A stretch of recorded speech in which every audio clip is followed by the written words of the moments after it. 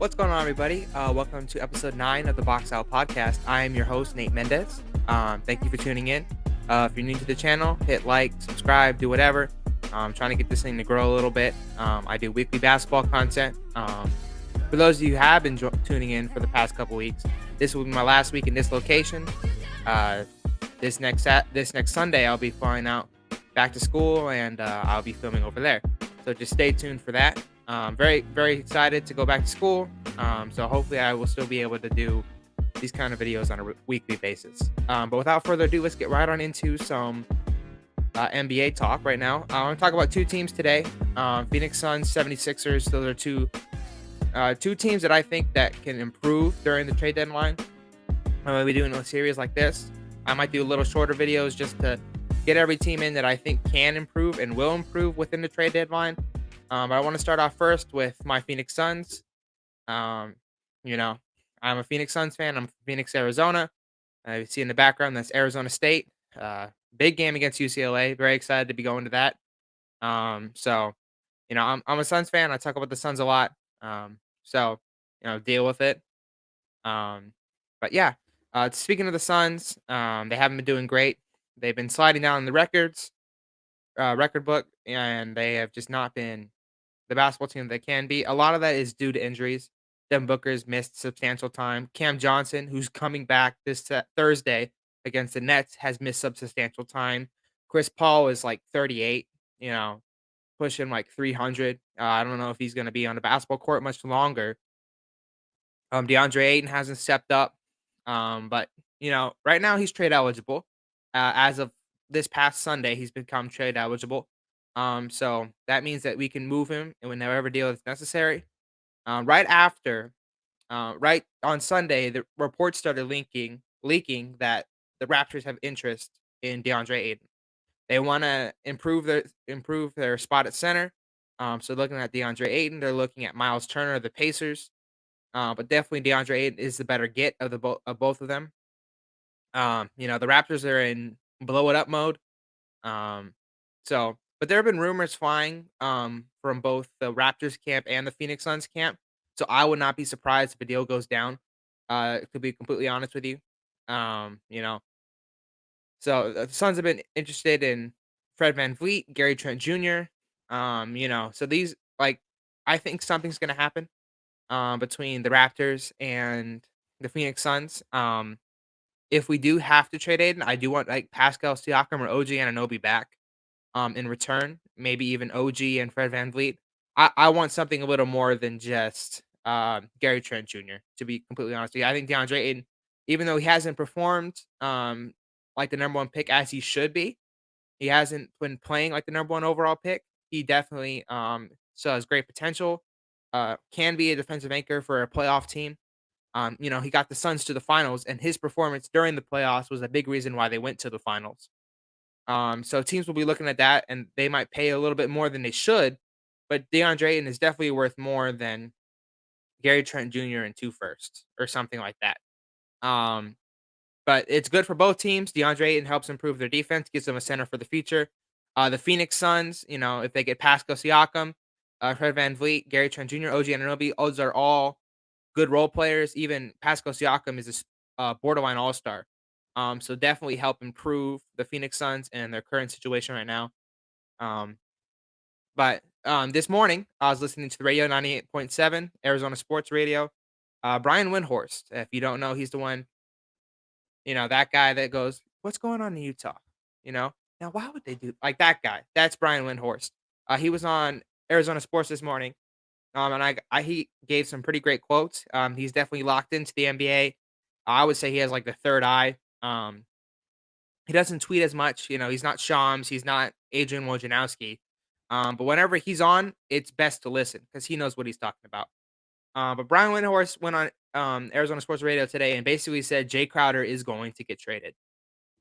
And what he means by that is, Phoenix Suns have an urgency to move him. There's a market for him, and he will be moved, whether it's for a big time deal like with the Raptors, Pascals, whatever, any four of those guys, or it's a smaller deal where we get like a first, or maybe even 2 seconds, something along those lines. Jay Crowder will be moved at the trade deadline per Ryan Windhorst. So that's exciting to hear as a Suns fan. I think we already expected Jay Crowder to be moved at the trade deadline, but it's nice to hear that he will be moved. This guy knows what he's talking about, and I'm very excited to see what that deal looks like going into the trade deadline. Trade deadline is not far away, so I will be releasing a lot of more of these videos. So but, major changes are coming for the Suns. He also went go on to say, "I promise you, James Jones and his team have vetted the market. They've been at it for months now."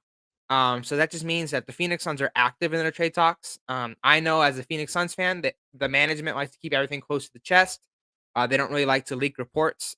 So we've heard a lot more behind the scenes stuff within the Phoenix Suns organization than we have in years past. Like I have not, I've there's never really been a moment where I've heard this much stuff come out from behind the scenes within Phoenix Suns management. But that's good because that means a lot of stuff's happening behind the scenes, and I'm very excited to see what they look like after the trade deadline because they could be a good team. This team won the most games last season, but injuries have plagued them. Even if this team's fully healthy, I don't expect them to make the finals or go very far into the playoffs.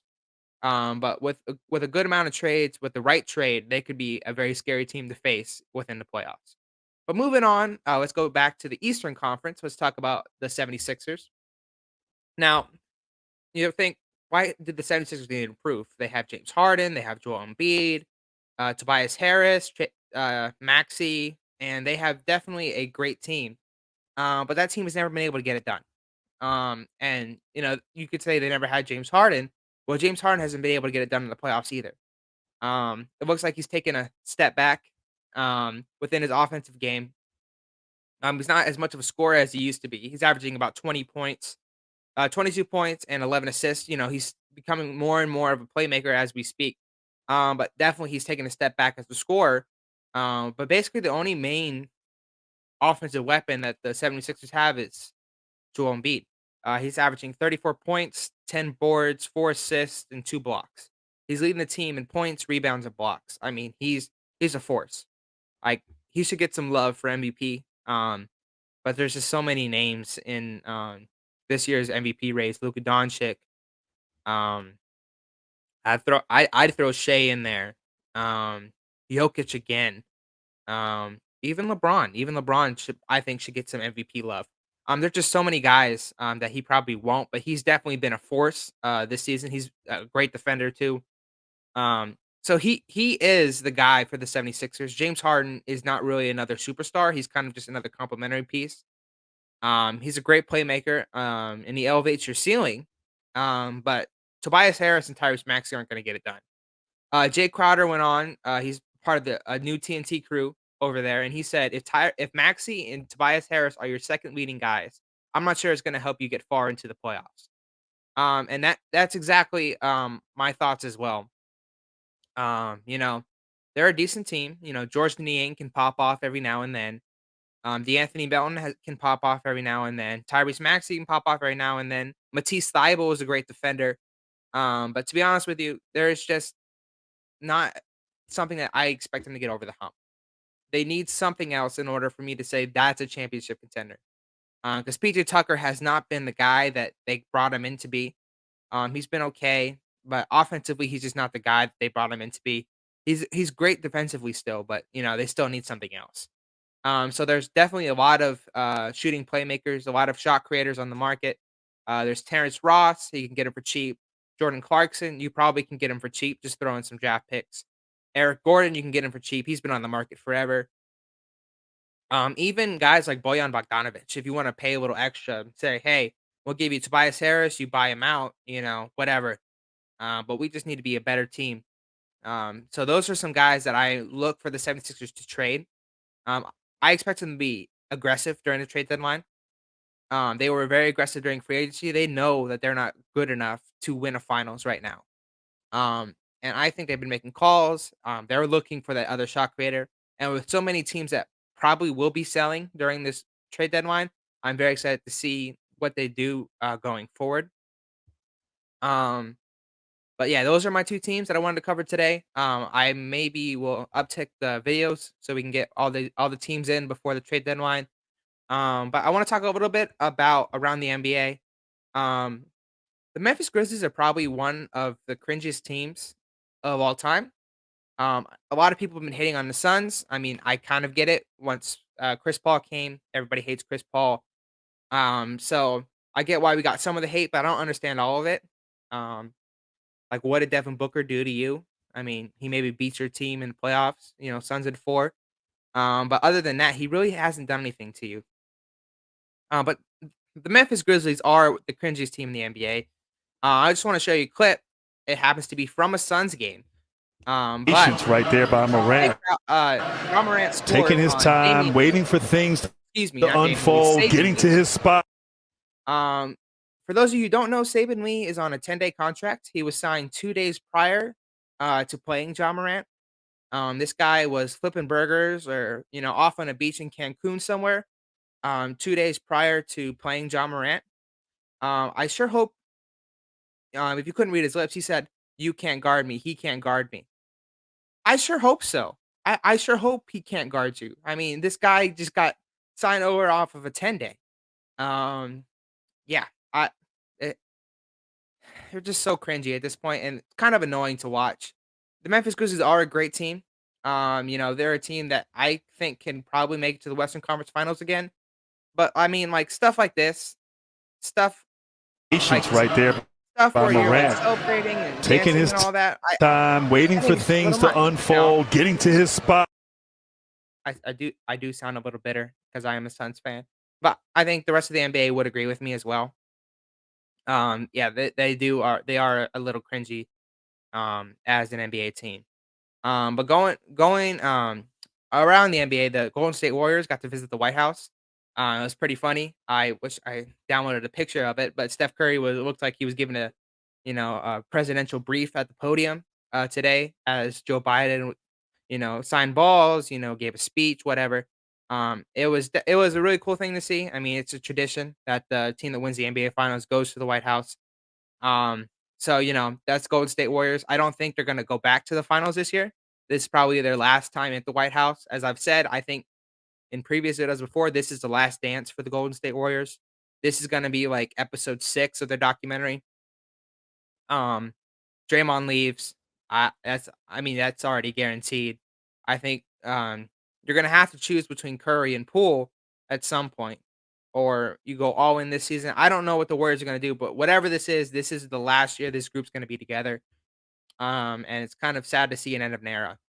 But talking about a guy from another era, Dennis Rodman, the Worm, one of my favorite players of all time. Believe it or not, I think we have found his modern day counterpart. His name is Jeremy Sohan. Now, watch this clip Oh and yeah, tell me he's number 10.